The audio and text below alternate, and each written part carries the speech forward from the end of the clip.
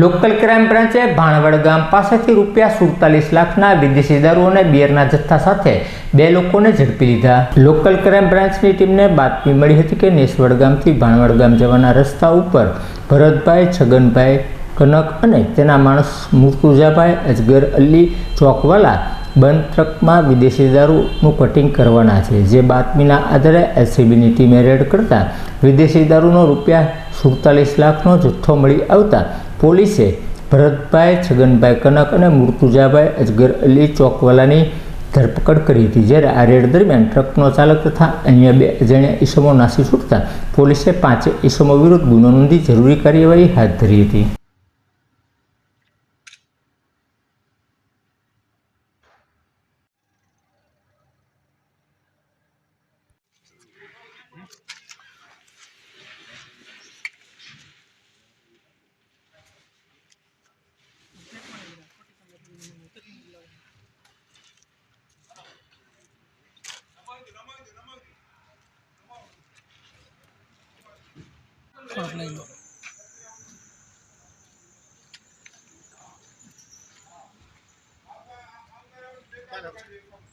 આ બાજુ